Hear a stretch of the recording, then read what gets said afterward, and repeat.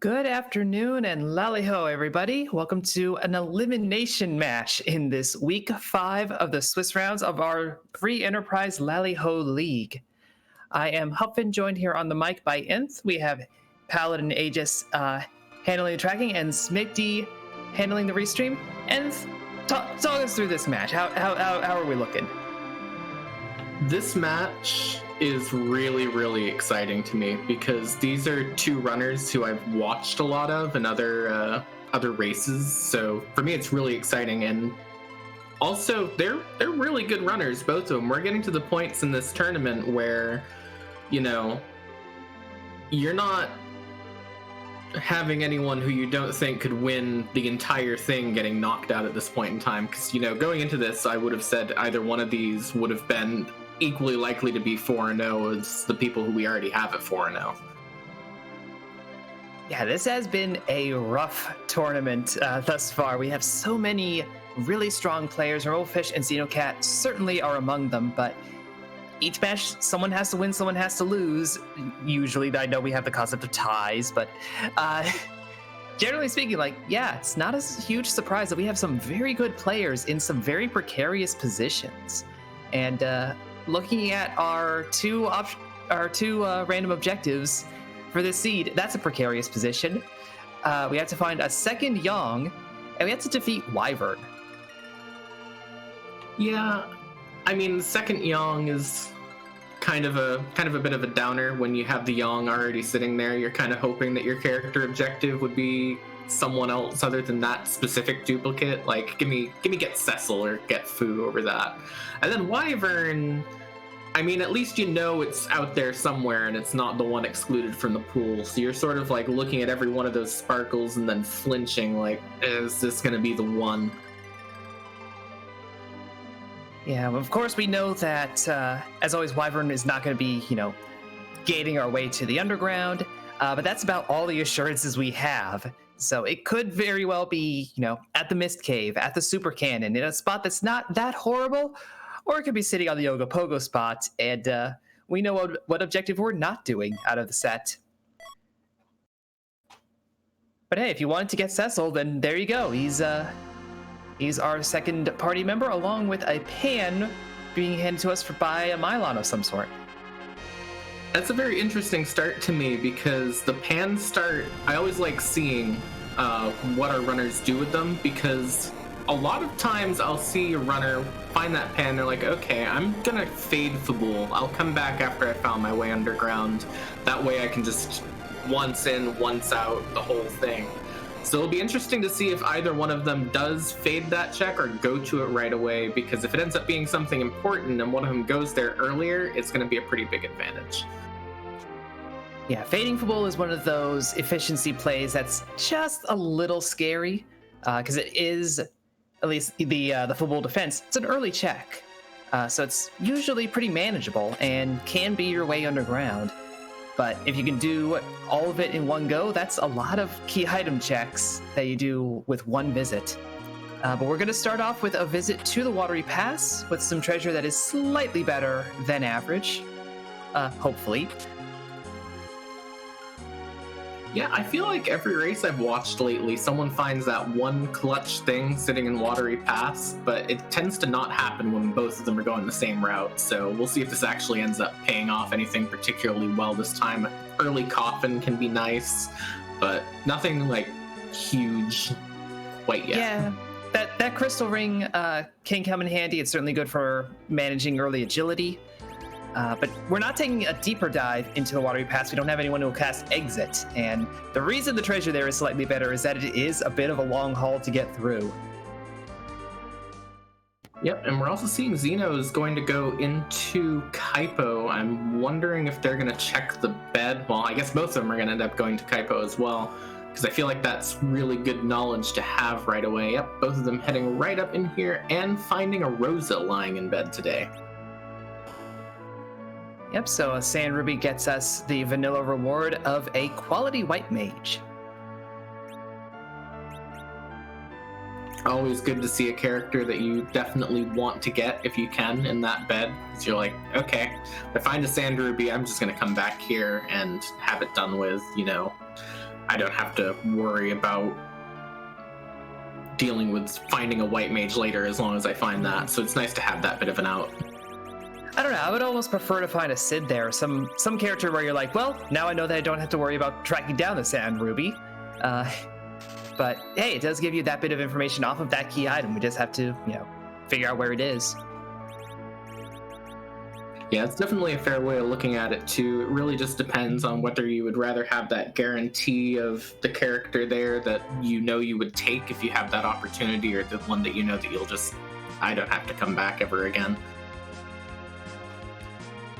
Now, I didn't see on Rumblefish's side if he bought that black shield or just found it, but actually equipping a Dark Knight Cecil with a thing, which you pretty much never see unless it's, the Deathbringer sword. And we did see a power shirt picked up as well, which is a very exciting thing to have in this seed where there's at least 2 Yang, so there's someone who can make use of it. Cecil can make use of it if you want to pop it on him as well. So very good find for Xeno there, checking the watery pass and finding some dolls. As Rumblefish finds a Palom up on Mount Hobbs being defended by technology.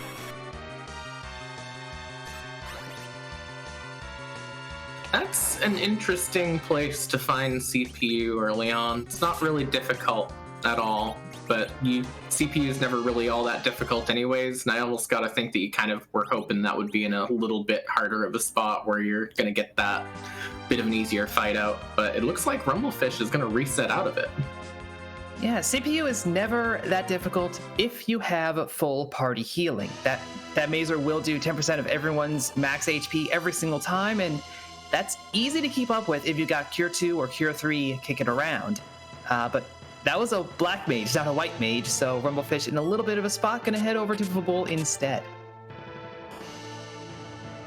Yep, and going to check these chests, finds an Earth Hammer, which will be nice if he finds a Sid early on and maybe runs into the Gauntlet or something. That's one of those really, really situational good items, but it's just gonna take this boss fight right away.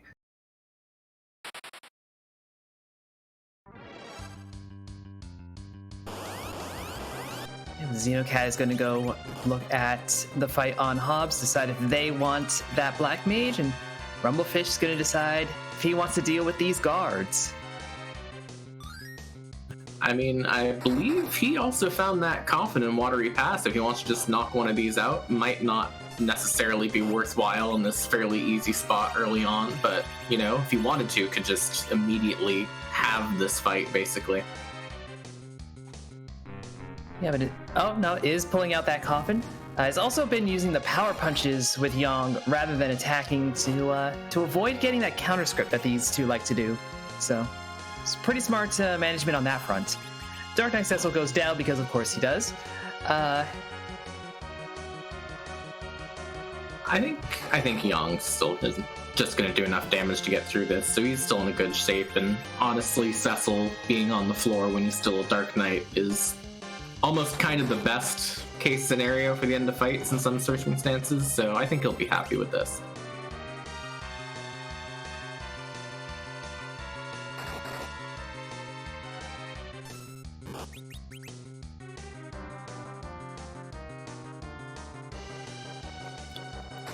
Meanwhile, has taken their own CPU fight as well, looking like they're going to sail through it pretty easily. Yeah, they are committing to this move. I didn't catch what the initial remedy did, so I don't know how much HP we should be expecting on that big orb. Doing 28 a swing is probably not going to be very beneficial, but you got 10 Mazers before you really have to worry about it. Or before you're out of the fight, I should say. And Rumblefish is out of his fight. Yeah, it's kind of the rough situation when I believe this Cecil did not start with the black sword, started with the worst sword of the two. So kind of relying entirely on that Yang to deal damage and what Palom can do with arrows there, which, works just fine, but a little bit rough there. I did see Rumblefish picking up a Charm Claw over on that side. Depending on whether or not you're on Team Charm Claw, that could be a good thing. I think everyone's on Team Magma Key, though, as that was the reward for clearing the Fabul fight, so unless you find a hook and are willing to go through what could be a rude route, don't fade Fabul on this seed. Well, I think, honestly, with that Magma Key, it's got to be, and that pan, it's got to be tempting to just run underground and see how far this seed opens up right away. I mean, we always say check your freebies, and there's not much freer in this game than the pan. You get 3 total checks between the 2 Sheila checks and the Sylphs, and you don't have to fight a thing. You just have to walk through some damage tiles. Yeah, and between that and the 4th key item check, if he chooses to go down to Fame Arch, if he does go there, real good start. You basically know the layout of where you're going to need to go. If you start unlocking some of these rabbit holes earlier on, it could definitely change the way you approach things too. Yeah, but Xenocat is over in what could be a different rabbit hole, over in the antlion nest. I can't make any jokes about antlions and rabbits off the top of my head, though, so I'm just going to pretend that there isn't one there. Yeah, I mean, it's kind of hard to come up with the good rabbit plus antlion joke. I'm trying to think of one now, too, and I just have not come up with one. It's niche content, for sure. Please make sure you send in your favorite rabbit plus antlion jokes. Look, if anyone's going to have that, it's going to be someone in the free enterprise community. Yeah, the best I've got is just like hop on over and give us your rabbit plus antlion jokes. That's a pun, and puns can be not great writing at times. Does find Valvalis at the bottom of this antlion cave, though, and that's a good boss to have out of the way early. Yeah, I believe this spot is low enough defense and evasion that magic can hit. Not doing a lot, but it'll hit. And with only 1,000 HP, you can probably get through on the physical fighting as well. Yeah, but also important over on Rumblefish's side, that often ignored from my experience watching these races, Agart Armor Shop had cursed rings for sale, so there's your agility taken care of for the seed already too, so he's off to a very good start already. Yeah, with that cursed ring, plus having 1 crystal ring for any later or slower character that you actually want to contribute, you're set. That's a big agility swing across your party. Oh, and that's a hook from the antlion cave. I worry that Xenocat is going to get baited hard. I think it depends on what their philosophy ends up being in terms of approaching a hook route, because I feel like there's sort of 2 classes of runner in terms of like decision making around finding that hook early, which is either I'm just going to resign myself to getting through this hook route, or I'm going to check everywhere else and try and find a magma key and hope that this hook route is not my way underground. Also, as pointed out by Neobari in chat, also a game knowledge thing that Val in this flag set can't gate the only way underground, so if they know that, then they know that that's not the only choice. Yeah, that is very true. I hope they do know that. But besides giving underground access, the Eblin Cave also does give you a character and 2 boss checks if you're willing to dip all the way down. And Xenocat may be more interested in that character or in these shops than actual underground progression at the moment. But also important to know is that we're about to play one of our favorite games over on Rumblefish's side.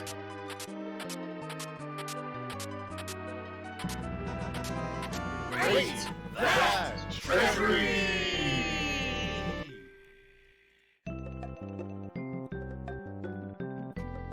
Yep, that Earth Crystal, that party rock from the Sylphs, bringing us multiple Zeus gauntlets, a ribbon, ninja shirt, ninja swords, strong treasury, most of which we can't really equip at the moment, but we will be able to. We will do it.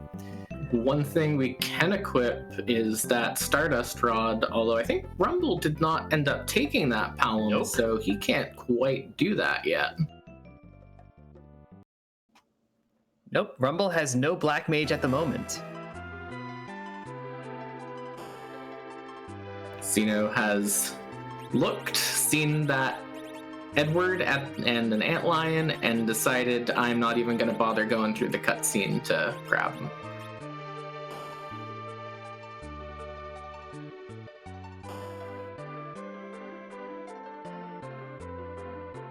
Another thing worth noting is over on Xeno's side, they did find sirens in that cave Evelyn shop too. So if Rumblefish then fades Antlion for the whole seed, which is theoretically possible, and never finds those sirens, that could be a big tipping point as well. Yeah, sirens are your main tool for pretty much every grind available that isn't, in the giant, and thus a huge time investment. But not surprised Xenocat is skipping out on the Edward. We don't really have a situation that encourages grabbing him. We don't have a spoon, we don't have a need for cheeky strats, it's whatever. Yeah, I gotta think that you would also want to maybe save that for later, come back, grab Edward as an anchor if you need to later in the seed, especially if, again, they realize that was a Valvalis guarding that hook. There's got to be a magma key somewhere. Yeah, and honestly, we haven't seen like half of what's open at the very beginning. Nobody's gone to Ordeals to get that Cecil online. Nobody's even peeked inside Baron Inn. We don't know what character is sitting there. Could be another Yang. That's sort of the problem here a little bit, is this seed opened itself up so early with that early magma key and that early hook to go check the character that it's kind of like, where do I go? There's everywhere available to me, but there is an Adamant from Sheila 1 and a Rat Tail from Sheila 2, so that's a very good double pickup there. That is 3 for 3 on key items out of the pan sequence. And that is another Cecil behind the alt gauntlet in Baron Inn. So Xenocat not going to bother. Can't say I blame them because, alt gauntlet at that one spot that usually has incredibly low HP, so it's usually kind of a freebie, and now you have to actually fight things there, and all you really got is a Palom that's not fully online. Yeah, definitely gonna both go to Ordeals here. Yeah, the fights there are not that hard, just a lot of crocodiles and alligators and fang shells and like, but it's a lot of fights. It takes time.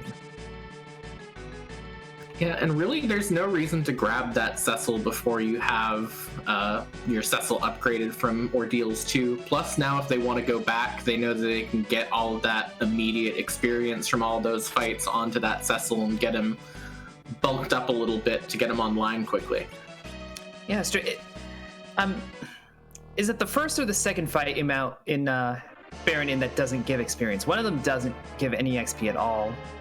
That is a good point, but I don't know how that actually interacts with the gauntlet, because I've actually never seen a gauntlet at that spot.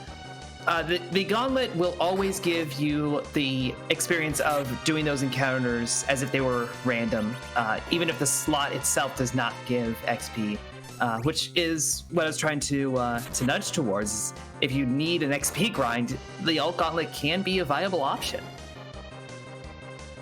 But chat corrected me, it is the second boss, not the first one, that gives no XP.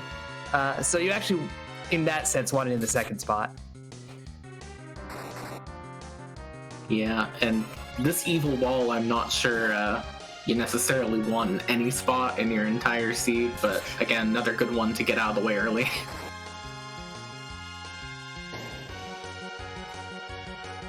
Yeah, for both of our runners, they're Yangs, throwing about 400 damage a punch. So should be able to get through this before we see any sort of crunching happen. Yeah, what's interesting for a question for me is how much is this Palom going to speed up this evil wall fight? Because Palom doing 1200 is going to be a huge bonus. And I think the answer to how much is yes.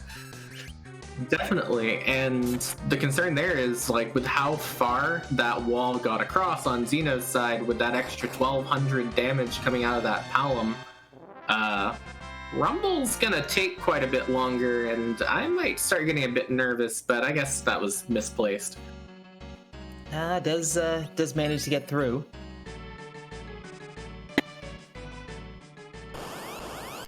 And we'll see what the back attack is. It's a back attack Baigen.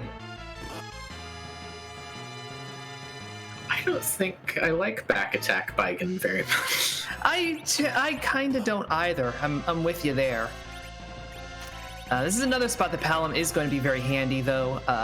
You give a strong first magic shot on everything, but ideally the main body.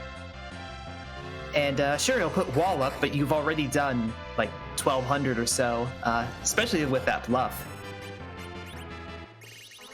Yep, and Rumble just pulling out the Stardust that he found and taking out those arms immediately. The concern I would have there is how many J items are you willing to throw at this Baigen to just keep taking those arms down? Yeah, well, J items are maybe the way to go if you're trying to do a magic-based fight. The higher level ones do go through walls, as we saw. Blizzard, Stardust, those will completely ignore Baigen's attempted defense. I'm excited to see how much damage this triple bluff Palom is going to do over on Xeno's side, though. 1400 is a good number. It's a good number.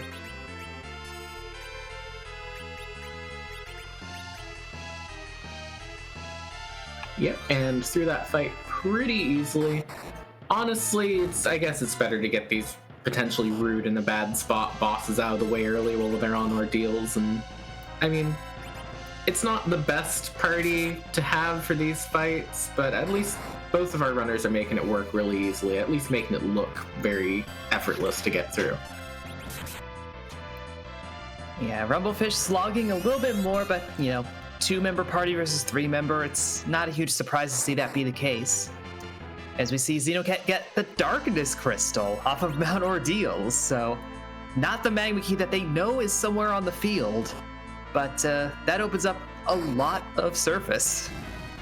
So far, in the first 3 canon story key item checks in the randomizer, we found a hook, a magma key, and a darkness crystal. I think the seed wants you to go places pretty quick, and I think that King Queen Emblem is going to help facilitate that quite a bit, because basically just has to do nothing and it's over, but probably will just knock out the king and let the queen take care of herself afterwards.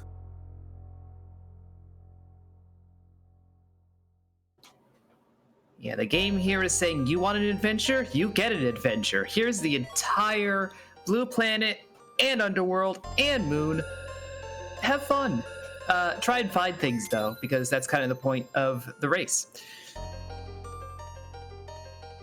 Yep, Final Fantasy IV Free Enterprise, the extremely now open world Final Fantasy IV randomizer.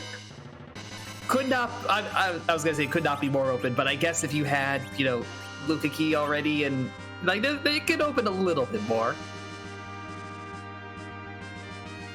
Yeah, really, just make the next 4 key item checks. They go for Twin Harp, Baron Key, Tower Key, and Luca Key, and that's everything open. I guess technically packaged too, but yeah, that doesn't open areas, it just causes cutscenes to happen. If anything, it closes off areas. Very unfortunate loss of the eastern exit to Mist. Always will be missed. Both runners, however, very easily through Mount Ordeals. It looks like Xeno might be headed back towards that Baron Inn check after checking Mysidia. Yeah, probably just gonna raise the whale. I might be tempted to actually go and see what the character is. You've already had one whiff with that Edward at the hook route. But do you go and hope for maybe a moon monk? Yeah, another white mage that would be helpful. I think at this point, yeah, you hope for duplicate Rosa, maybe a Porum, Vanilla Foo being, to me, like the absolute be-all, end-all here.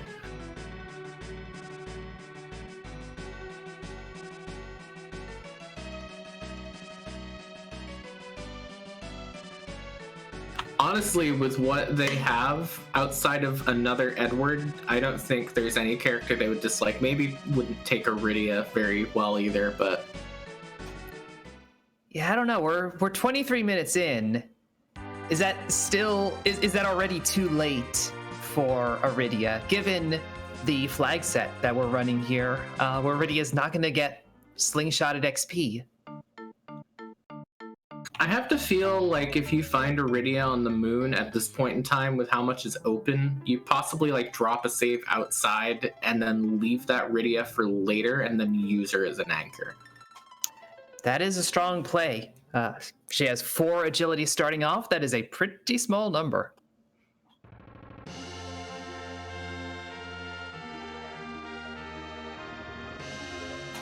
But it's a ninja.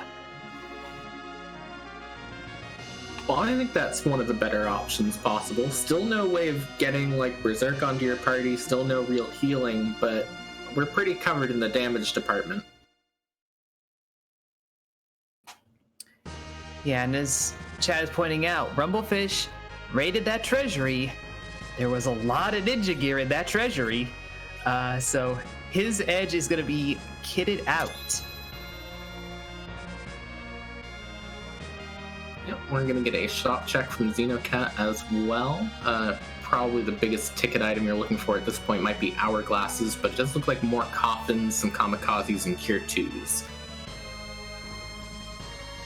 Yeah, not the optimal thing that you're looking for, but those coffins will come in handy for a number of grind options. And we do still have some free bosses on the table, but not very many. Dark Imps, Officer Soldier, those are kind of the main ones.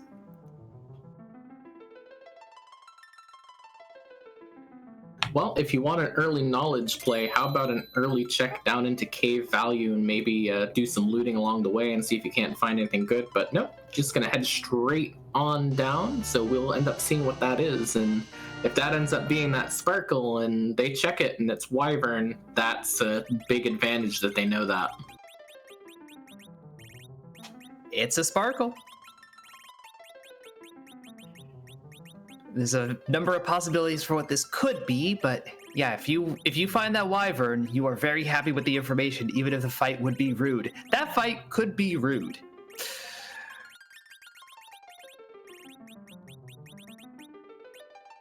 Well, cave value living up to its name today, but Xeno gonna go ahead and say, I'll come back later. Yeah, that is, I guess, accelerated vanilla, as the fight is much the same, you just don't get a countdown.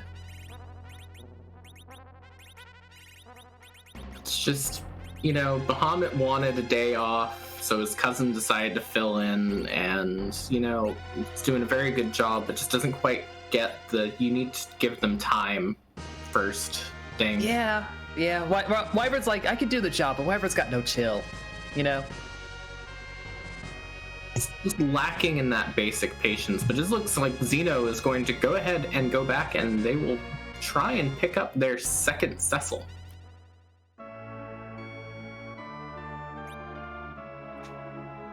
Yeah, they did have a Murasame.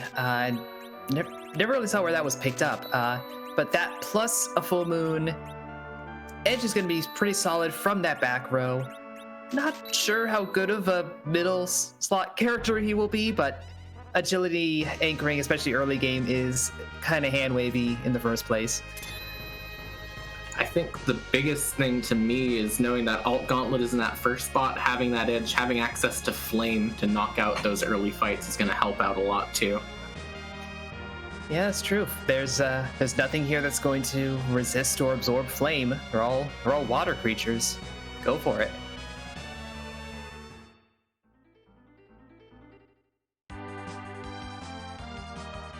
So we're going to be having Edge's Friday Night Fish Fry over here on Xeno's side, and it looks like Rumble is considering going there as well. So we'll have dueling gauntlets here very soon.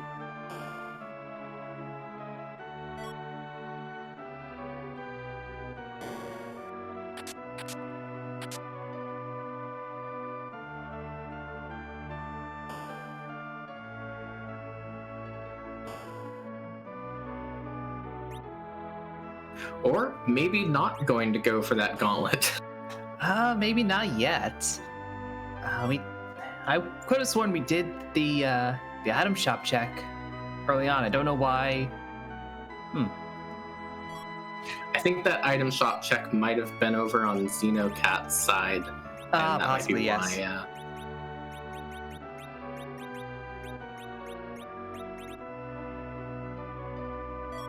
I will say the one thing I am noticing is Rumble is spending a good amount of time fighting this inventory boss right now and might want to consider going and selling some things pretty soon.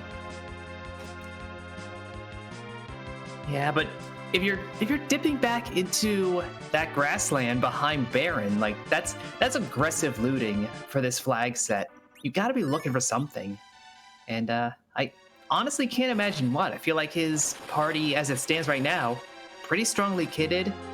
We know we've got that Stardust Rod, so we got a Black Mage sorted out. I don't know what you're really looking for necessarily. I'm not quite sure either, but I know that he is definitely a much better runner than I am, at least. And probably has a plan, but I just don't quite know what it is. Might just be looking for something to put on that Cecil, like a light sword or something like that, just to get that Cecil online. Possibly, yeah. I know also a lot of Yong's claws are still available in this flag set with that flag that we have where you can't find higher than tier 6 loot, and might also be looking for some of those to give that Yong a bit of an advantage. Yeah, I mean, that Yang seemed fully kitted out. Cecil here holding a defense sword, and now getting a little bit of shiny crystal armor. Over on Xenocat's side, you remember Dark Knight Cecil, the one that we turned into a paladin? He's back, in boss form. This really is turning into oops all Cecils over on that side, and what's interesting to me is they're actually opting to just go for the kill on Dark Knight here instead of trying to weather out the storm, and obviously through that with great ease. This scene would have been slightly funnier if we hadn't gone to ordeals first, but they must be glad they did this. That is the pink tail. Combined with that hook, that is objective number 3, ready to go. Yep, and Rumblefish's dive down to Feymarch has not paid off this time, unfortunately only finding a glass hat down there for a reward, so point to Xenocat on that one for taking that fight. Chad asking, the hook was at the Antlion Cave, which Rumblefish has continued to fade. The Magma Key, on the other hand, was at the Fabul Defense, which Xenocat continues to fade. Question is, where does Xeno go? Just turn in this pink tail and then swing straight up to Fabul, or go for that hook route? Hoping it's going to be the Fabul choice. Yeah, because as we were saying, that hook came via Valvolus, so we know it is not the only way. But we see some manner of leg and some manner of Odin down in the Feymarch. And some manner of crystal sword for that pink tail turn in. So, heard you have 2 Cecils and you'd have a defense sword and crystal sword before you even go underground. Yep, so that is objective number 3 down for Xenocat, and that is some strong Cecil Go Burr energy.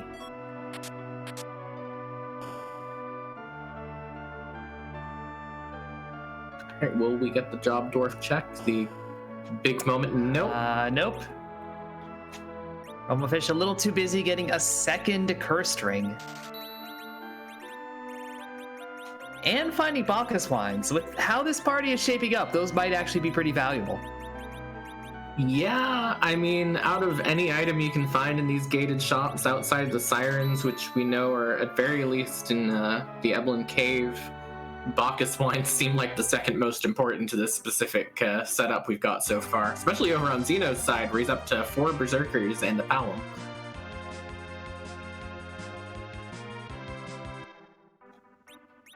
Yeah, at least they have a mage, but it's a black mage, and that's not who casts Berserk. Xenocat virus and just knocks out a guard in one shot.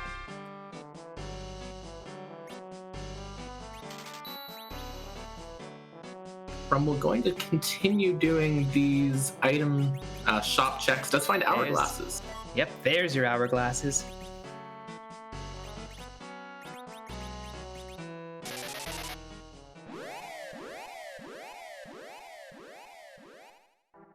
So Xenocat, knowing that that hook is not the only way underground, does pick up that magma key. Have to imagine that they will just immediately dive down and check out that pan and soon have their own earth crystal and all that. So just sort of them going through the bits that Rumblefish has already been through. And I gotta feel like unless Rumblefish goes back for that hook, that Xeno is going to end up ahead afterwards. Well, this is something you don't see terribly often. Rumblefish taking encounters outside Dwarf Castle.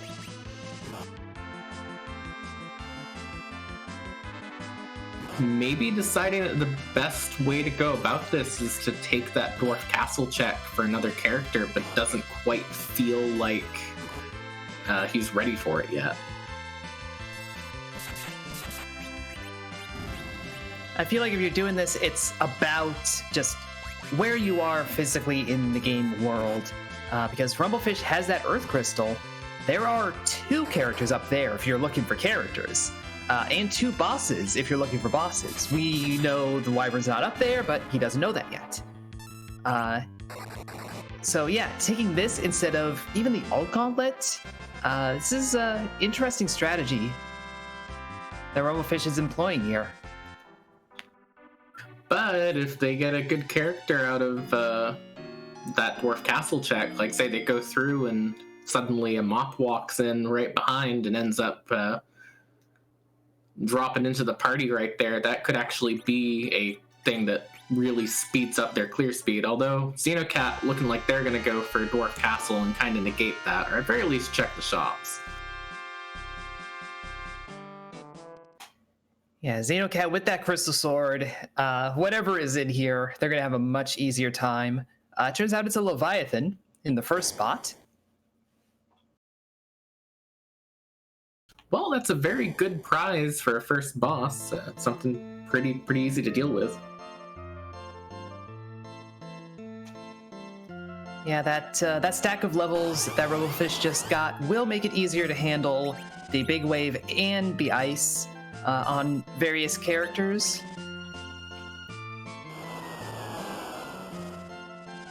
I think what sticks out to me is thinking about this where Rumblefish has chosen to go for this. I'm curious, and I'll have to ask later, why not go for Earth Crystal as another possible check at this point if you want the character, because you can get the 2 characters up there, but I'm sure he has a really good reason for doing this.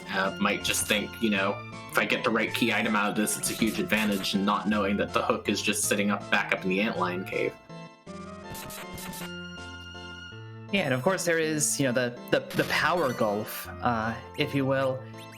Tower of Zot is an earlier location just in the game's narrative flow. Obviously what boss is there is 90% of the equation, but that is supposed to be an easier area than what our 2 runners are currently facing down. Or, I guess, just Rumblefish, as Xenocat is already through the Leviathan fight.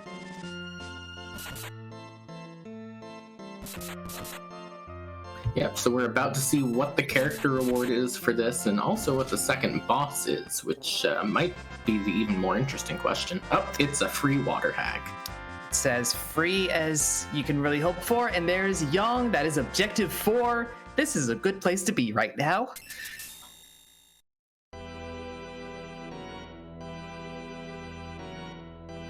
You know, I'm just shocked in this party with 2 Cecils, Palom, Edge, and Young number 1 that you don't dump someone off for Young number 2.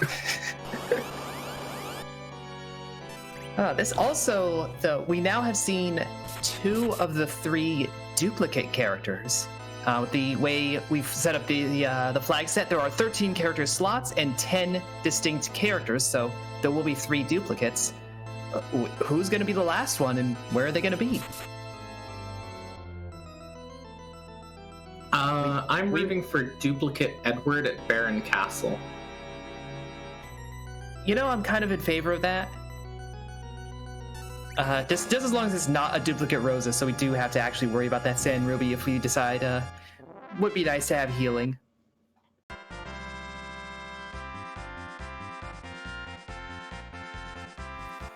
Now moving into my absolute single favorite cutscene in the game of the spooky ghost hand going to pick up the crystal.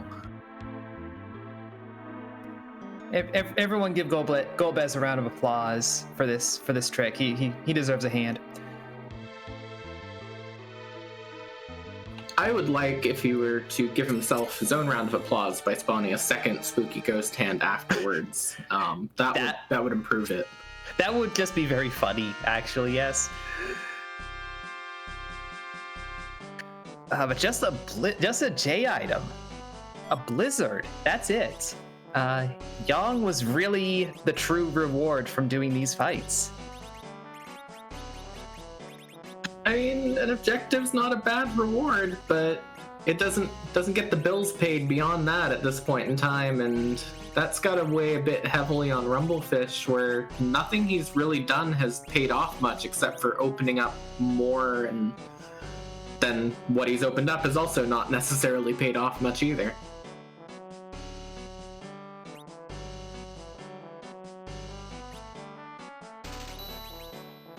Xenocat did go and visit the pilot in the back of Tamara. I almost missed it, you know, they were really just flying through those text boxes there.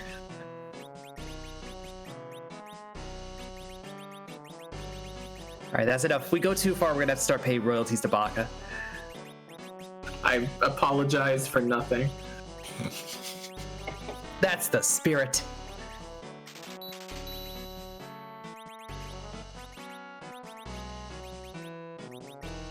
So yeah, I'm interested in seeing what happens from here on Rumblefish's side, because Xeno's got a pretty straightforward path where you gotta expect they'll go down, check Fey March, see those two bosses, decide I'll come back later almost certainly, and then go down Sylph Cave. Rumble kind of has all these options open to him, and any one of them will get him progress. Yeah, and I have to feel this looking at the time he's spending in menus. It feels like a bit of indecision almost. Just, you know, shuffling around hats. That's time invested in shuffling around hats. I think that's the thing about seeds like this that open up so much so early, though, is that it's, you know, decision paralysis 101. It's, oh goodness, everything is open to me. If my opponent does the moon play that I think might not be a great idea and it pays off, then I just lose immediately. What do I do from here? And it looks like Earth Crystal is going to be that next choice. Which, as we've been saying, 2 boss checks, 2 character checks, plus a key item check that may come in handy for Rumblefish, but we know it's not going to be a nudge towards at least objective 3. Could be for 1 or 2, but not for 3.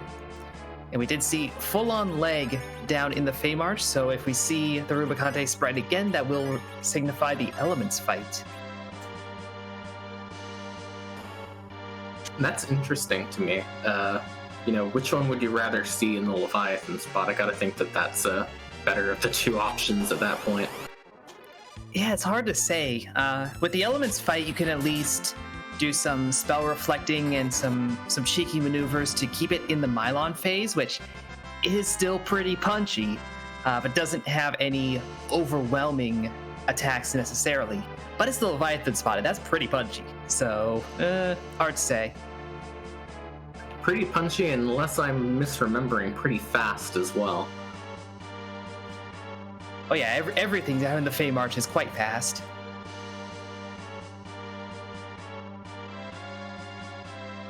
Now, with Xeno's side, if they end up going down this Earth Crystal, which I kind of think that they have to unless they decide to dive the moon, they're 1 key item away from go mode once they complete the Sheila chain.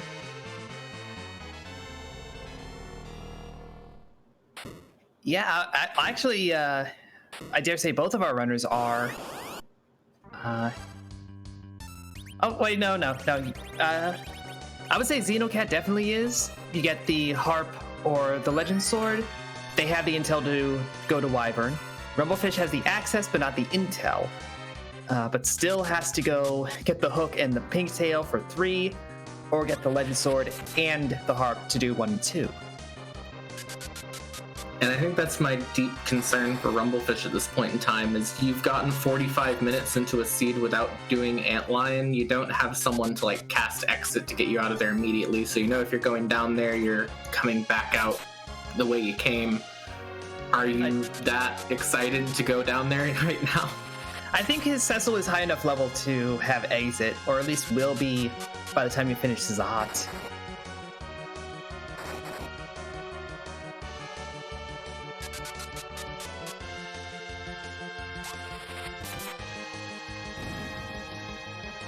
Pale Dim at Magus' sister spot is not a threat to this team.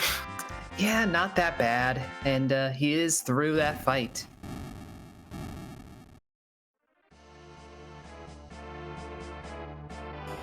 Xenocat able to turn in that rat tail that Rumblefish is holding on to, and it turns into a siren. Well, that's good news for Rumblefish, because it means that he's not missing out on a key item by not having that hook yet, really just missing out on the objective from not being able to, having not found and not being able to turn in that pink tail. And also finding a Tella up here, which is a thing. He's a source of exit. We already had a source of exit, but he's a source of exit. And yes, he is a strong anchor. Even without the curse string, he is very good at that job. And there's also Iridia, who is probably going to get dismissed because we're 45 minutes into the seed and she's just going to be so low level. Yeah, why not keep the Tella if you're going to keep an anchor and you're not investing time into this Iridia, so... Well, Rumblefish making liars out of the both of us. I am often wrong about these things. Stardust Rod, Ribbon, Sorcerer Robe, Rune Ring. You've got a good kit for her at the very least. But Xenocat is going through and raiding their own treasury and fighting their own inventory boss, as Rumblefish fights the Elements boss. I'm interested in seeing what he does here. If he knocks that Rydia out and keeps her on the floor to use as an anchor, or if he's decided, okay, I kind of actually want a source of magic damage right now because I have these 4 physical fighters. I might as well keep the Rydia, try and get her some levels, and hopefully go somewhere from there. I think he kitted her out too well to be thinking of her as an anchor. She is a member of the party. And at that point, who is his anchor going to be? I mean, with a curse ring, you got a lot of options, but you do want to make that decision at some point. Well, I mean, in his case, he does have a bit of valuable knowledge that he can apply there, because he does know that there's that Palom sitting on Mount Hobbs that he never went to get. So if you want to just go grab a quick anchor later, you just got to go and quickly bop that fight there and take that Palom and use that instead. Yeah, he is a rambunctious little child, but we have a curse string, so we're fine with that.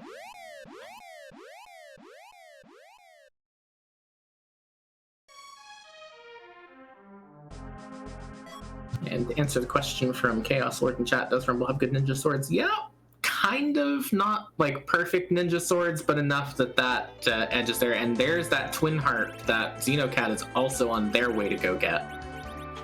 So this is rough for Rumblefish because Xenocat is tailing him. If this twin harp turns into the Legend Sword, that's full go mode for Xenocat, and Rumblefish is in go mode but doesn't know it because it doesn't have that Wyvern intel. So that's going to be a huge advantage for Xenocat if that ends up being the case. And if not, Xenocat could just go do Wyvern. Xenocat is in go mode at the end of this tower either way. Yep, and that wyvern is not going to be as scary as it could be otherwise, because again, I mean, both of our runners have found cursed rings. You can just pop that on whoever you please and figure out your agility from there pretty easily.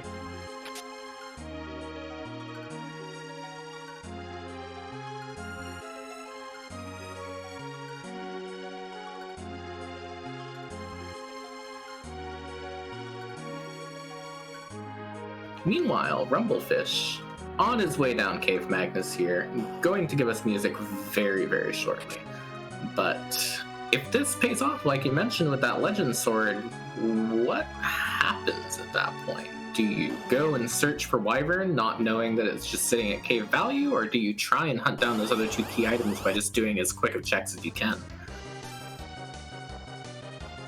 Well, for Rumblefish's sake, I hope you hunt down as quick the quickest options, because those will lead you to the hook and the pink tail.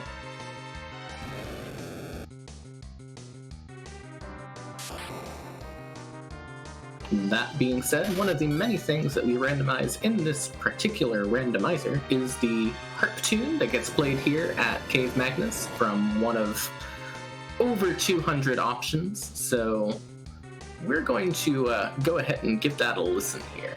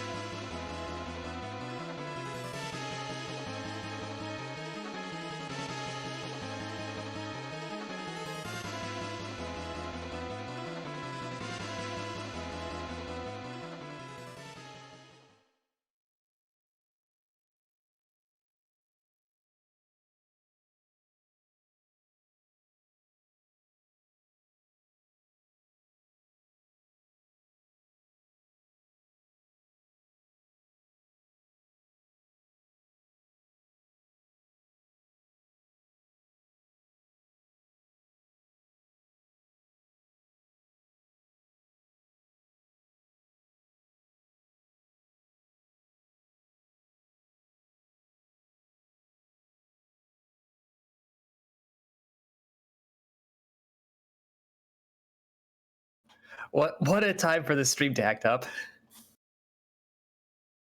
You know, I expected to have a commentator's curse moment, but I just didn't expect it to be like this. I apologize, everyone. I do want to take this moment, though, as we try and get Rumblefish's stream back, to give a quick shout out to Calm Lamity for the wonderful work that's been put into all of that heart music. Oh, here we go.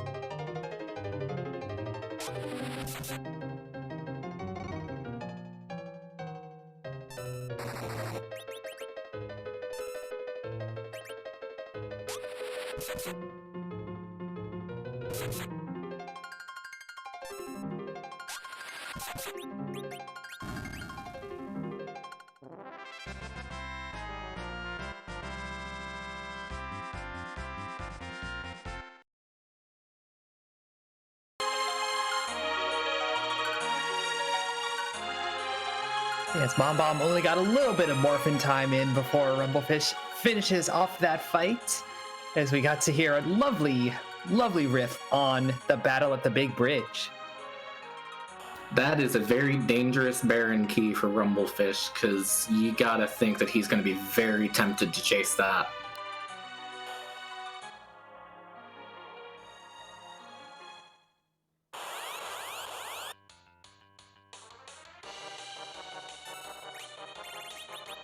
Well, it will at least send you over to the Baron Inn, which I believe was our pink tail, so that's progress.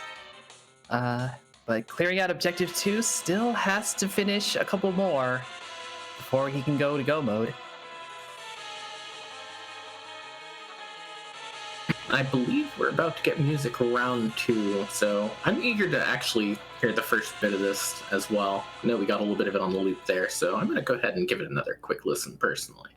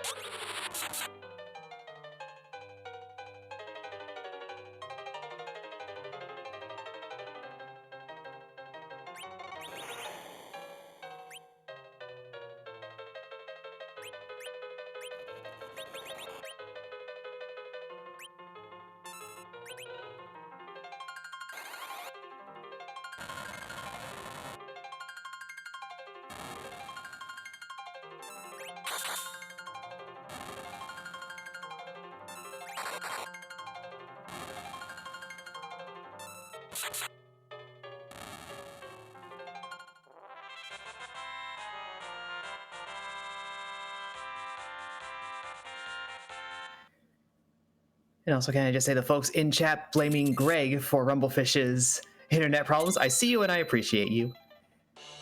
Definitely agree. Thank you for making that joke. Greatly appreciated. Great teamwork, everyone. And that is Xenocat through the Cave Magnus fight as well. So they just have to go handle Wyvern. And they're good to go. This is proving to be a suspiciously fast seed. Even, Wyvern being at the Cave Bahamut spot, for as rude as that is, this is still kind of fast. Yeah, I mean, it's definitely gone surprisingly quick. It's about as suspiciously quick as the fact that the Black Chocobo can magically fly over mountains on the way back, but not on the way there. The question is, what do we get here in the sort of barren trash can on the way out? Because I feel like it kind of has to be Legend Sword for Rumblefish right now.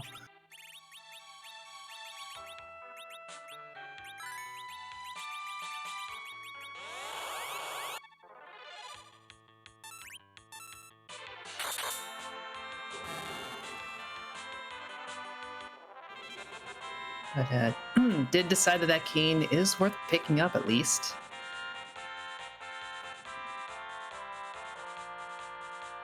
I mean, you gotta feel like you want a cane instead of Yong number 2, so not surprising. But trying to think what you really have for cane equipment right now. I think I've seen a couple Dragoon pieces and Defense Sword. Yeah, Defense Sword is what you go with.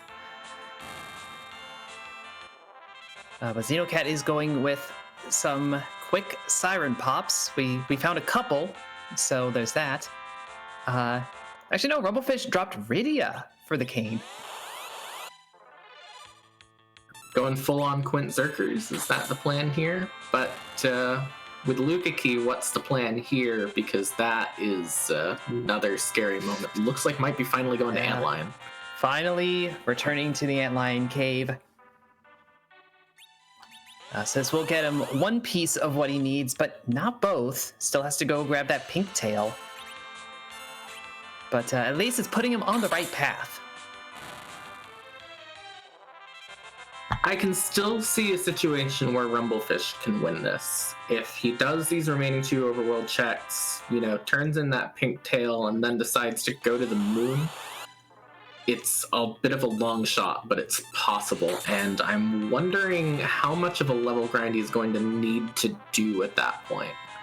Because I don't think it's going to be quite as long as Xenocat's going to spend on their grind, because I think they're grinding Palom up a little bit.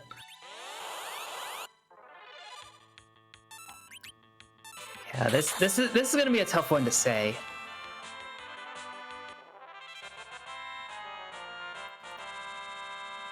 Chat asking, remember, we saw Wyvern at Cave Bahamut. Xenocat, I should say, has seen Wyvern at Cave Bahamut. Rumblefish did not make that check. So they have the information. Rumblefish does not. And so it makes even more sense to be doing an aggressive grind here when you know that your last fight is that boss at that spot. Once you're strong enough to handle that, you know you're good enough for Zeromus. Yeah, and with how generous the seed has been as well, both runners already at 10 key items for both of them, so no downside to taking this right now. But looks like Xenocat is going to head back to the moon and is going to end up taking this Wyvern fight.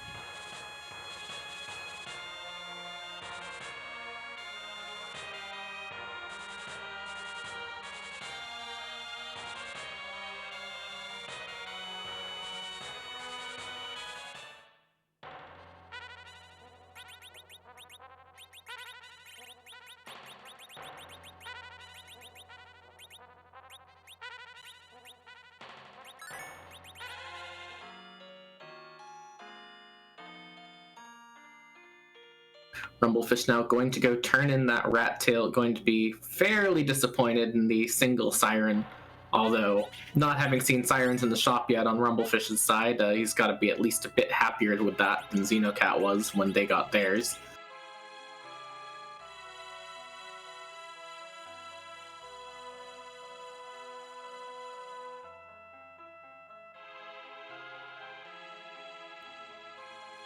Yeah, he's now...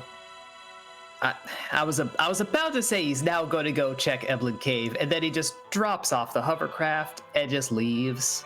Like it's a delivery. Yep, the Amazon airship has dropped off the hovercraft outside of the Eblin Cave, going in now to check Mist Cave, still looking for that Wyvern that he unfortunately just does not know is there. Meanwhile, it's time for that Wyvern fire over on Xenocat's side.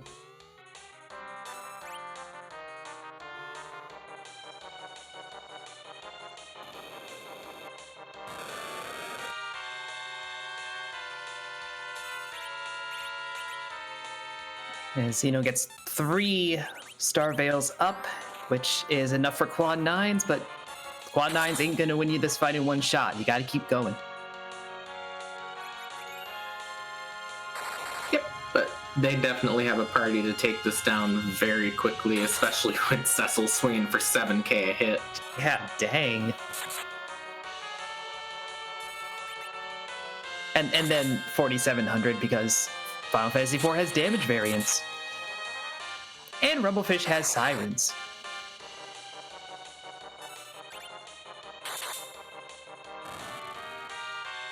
Here is the question, is where is that legend sword? Because I feel like any chance that Rumblefish has of getting back into this is through that legend sword right now, and it's sort of shrinking a little bit, although this is by no means over because Zeromus is by no means ever a free fight. No, but at the very least, we do have our crystal on Xenocat's side. We have a Bahamut summon as the reward for clearing out the Wyvern fight, so that's... they didn't get Rydia. They didn't bother with Rydia at all, so whatever. I feel like that is one of the worst vanilla rewards you can get, unfortunately. The Bahamut at the point where you're able to clear this fight in this randomizer is usually probably by the point where you're like, okay, I'm not taking a new Rydia at this point in time. Now that is only good if you already had Iridia and were already like leaning on Leviathan the whole time, and are like, let's get an upgrade to your strategy.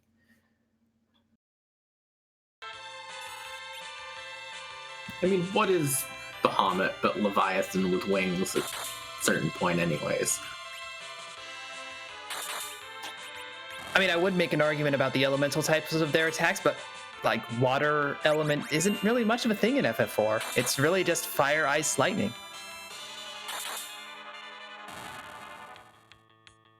So Xenocat looking like they're going to take a bit more grinding with these Kinryus here in Cave Bahamut. Does have that Palom knocked out on the floor, so definitely going to be using them as an anchor at this point. And it looks like Rumblefish is a bit more tempted by this Edward than Xenocat was. Could be tempted by the Bard, could be tempted by the King Queen Eblin spot with that boss hunt going on.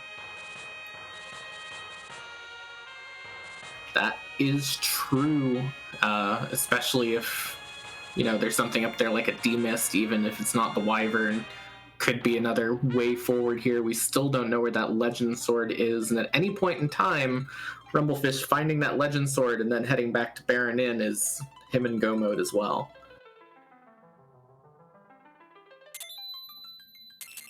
Yeah, but it would be tough for that to make up the time of this lunar subterranean path that Xenocat is currently taking. Yeah, it takes a couple of minutes to walk down, but it takes a couple of minutes to walk a lot of places in this game.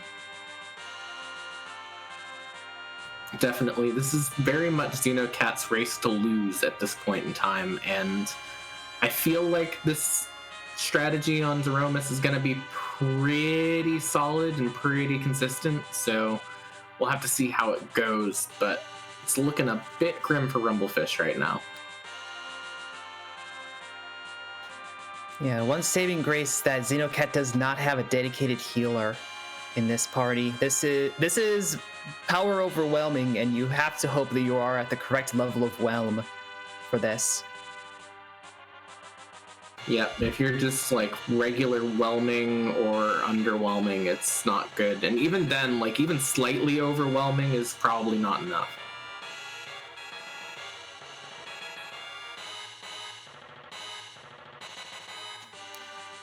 Yes, as Xenocat is finishing their walk down to visit Zeromus, as we always like to point out, we can't move Zeromus. For contractual reasons and also for Big Bang reasons. So we just leave him put and we just kind of style him. We style on him, and he styles back to the tune of 526 different styles, I believe. So, Nth, would you like to do the honors? I sure would, because every day is Halloween for Zeromus, and he's all dressed up. The question is, today, whose butt are we going to kick?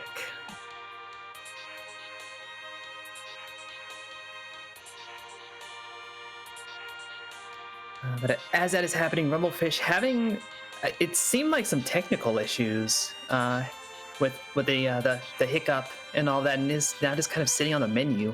Have to kind of hope that nothing's gone terribly wrong for him on his side. May just be taking a moment to figure out the strategy, or maybe the screen was locking up again. I don't know.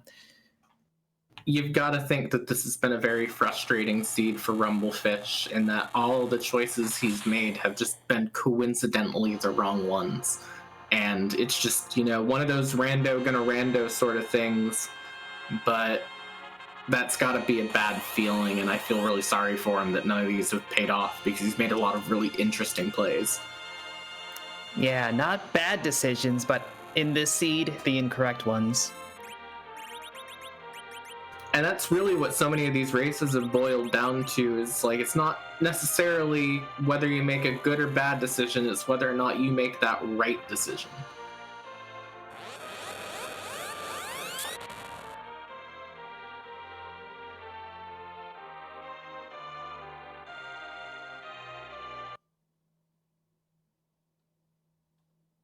Answering the question from Dissatisfied in chat, Pinktail was at Baron Inn.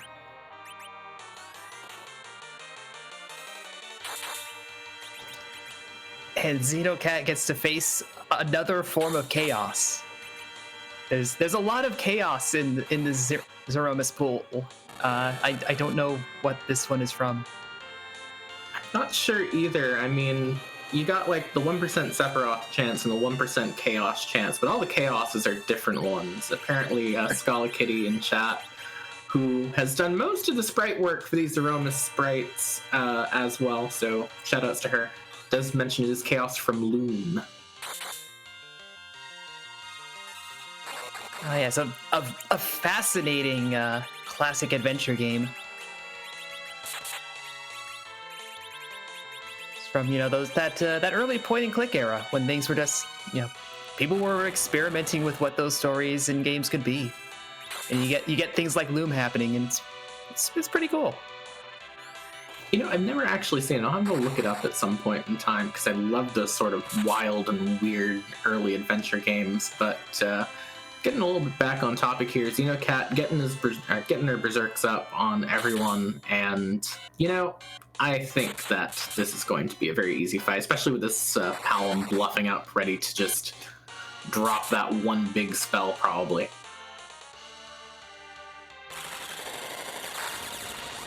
Yeah. Meanwhile, Rumblefish is overdoing the egg grind. Picked up that batch of sirens in the Evelyn shop. And a textbook nerfed first Big Bang on Xenocat's side, so even Palom is standing tall.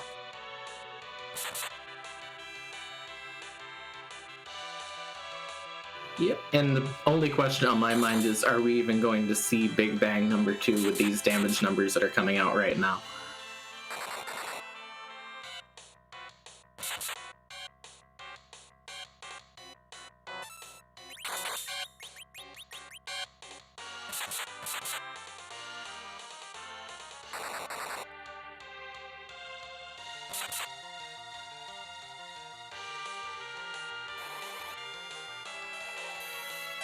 Chad asking about what affects the Big Bang damage. So there are basically 2 spell powers in Zeromus' script. If it uses Nuke, it gets set to the lower one. If it uses Big Bang, it gets set to the higher one. But there is a gap between when the magic power is set and when the Big Bang goes off. And if you can squeeze a Nuke in there, you'll get a Big Bang with a lower power. It's easy to do for the first Big Bang, gets substantially harder as the fight goes on. Yeah, it's a very tricky skill to first learn, but pretty consistent. And that is the end. It is GG's for Xenocat.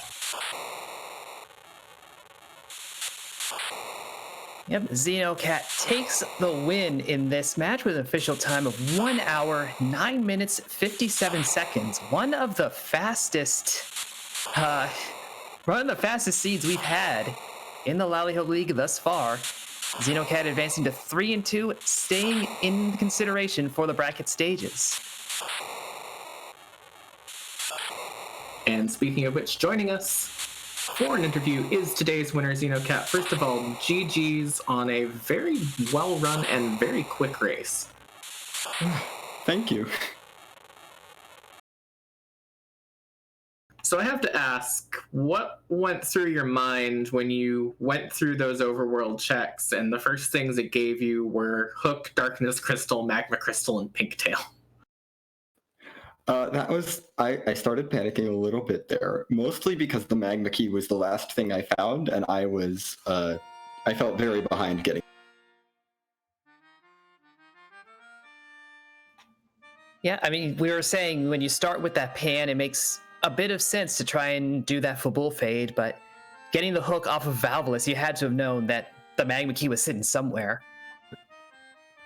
Yeah, I knew the hook route wouldn't be required, which is why I dipped that KVEB one so early, just to peek for the sirens and the character, which unfortunately was just Edward.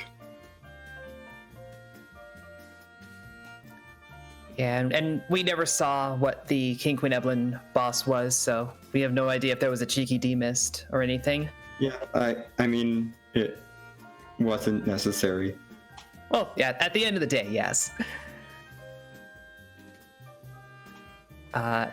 But what was kind of guiding the party composition as you're getting towards the end, sticking with that Palom, and all of that? So my thoughts, I mean, I took basically the first 5 characters minus Edward that I saw, because, you know. Of course. I'm not taking Edward along. I left him behind as a anchor if I needed one, but then I found a curse ring from checking Job Dwarf, so that took care of that problem.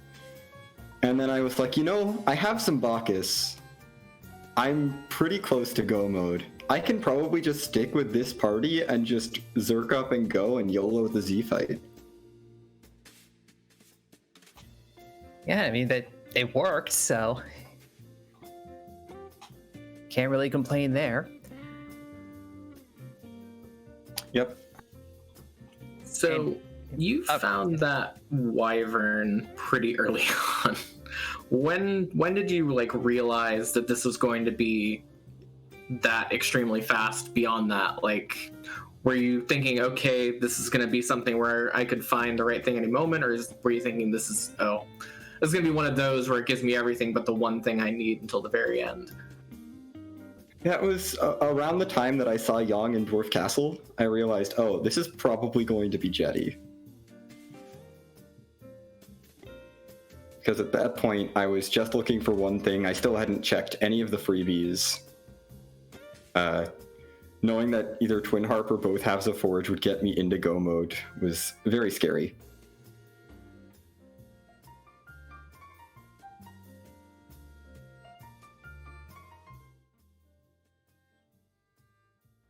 And even if Zot hadn't paid off, my next plan was, after Zot, was just to go immediately for that wyvern to see if it had double value. Yeah, but you know, Zot came through, so you didn't have to worry about that. You do have to worry about, you know, the 3 and 2 pool next week and try to hold your position in the league. How are you feeling about your performance thus far? I'm feeling okay. I'm not going to be too terribly disappointed if I don't advance to the bracket stage, but the win today definitely makes me feel a little bit better about my chances, and we'll see. The 3 and 2 pool is looking like it's going to be a tough one. Well, I mean, the 2 and 2 pool turned out to be a pretty tough one, but GG's on pulling through a very fast run of that seed. Yeah, oh goodness. Thank you both, Enth and Hupfin, for doing the comms for the seed. Thanks to Smapedy for rolling this and doing all the behind the scenes stuff. And thanks to Aegis, I believe, for tracking. Mm-hmm. And GG's to Rumblefish. I'm sure he ran a great race. Yeah, he absolutely did. That's just unfortunately one of those instances of, well, speaking of which, we're going to talk about now. Joining us is unfortunate second place for today, Rumblefish. First of all, GG's on a very well-run race. Well, thank you. I mean, it looks like I didn't make the right choices, unfortunately. That was ultimately all it came down to. Yep, and that's how it goes sometimes in these seeds. I mean, like, you can do everything right, but if you don't make the right decisions, then you're not going to win. So, yeah, I don't know. Was there value behind the Baron infight? That might have been the whole difference. That was the pink tail, and as you found, the Antlion Cave held the hook. So those were two gambles that I respect taking.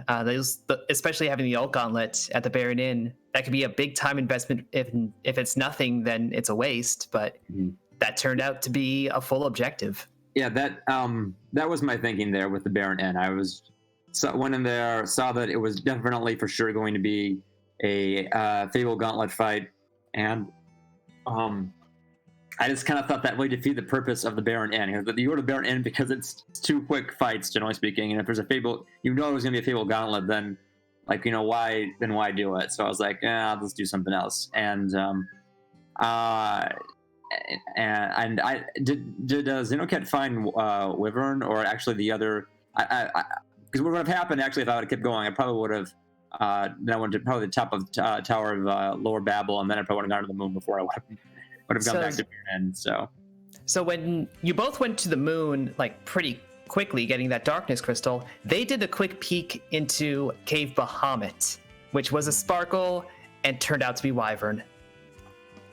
I see. So that was another case of just one little, take a little bit of a gamble, try and get some information, and if it doesn't work out, it doesn't work out. But if it does, it does. And in this case, everything kind of fell Xenocat's way in that regard.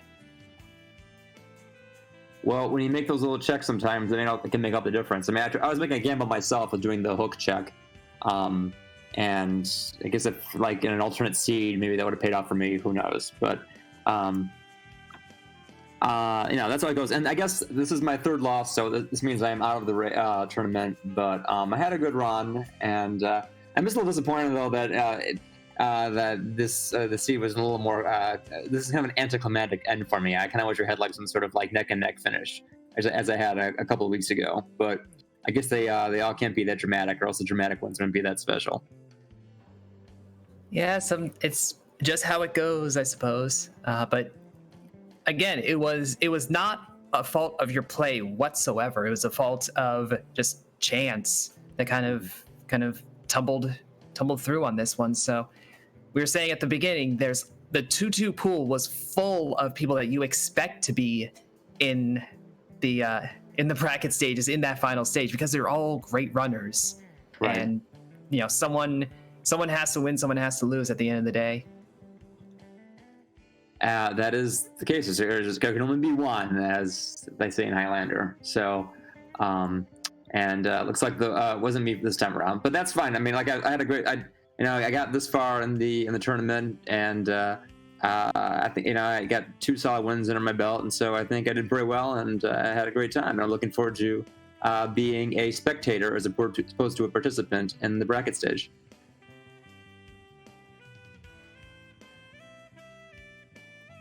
Yeah. And anything else you want to bring up? Nothing to ask. Just do want to say again, thank you for putting on a very, very good race. And again, GG's. It's sad it didn't work out the way that you've hoped, but you ran a very, very good race. Well, thanks a lot. GG's. All right, that was Rumblefish coming in second on our race, and that does wrap things up for us over here on the Free Enterprise channel. I'll thank again Nth, my co-commentator, and thank Aegis and Smipty for handling the behind-the-scenes work. And we ain't done, y'all. We're gonna send y'all over to Randomania, where there is a match going on right now between Dia and Dragus Cloud. They're in the 4-0 tier. They're holding it down. One of them is going to have to take their first loss this week. I'm interested to see who it's going to be. Nth, any last words before we head on over? No, just thank you everyone for watching. Thank you to the rest of the Restream team. Remember, no spoilers for this match when you get over to the Randomania side, in case people want to watch it back later.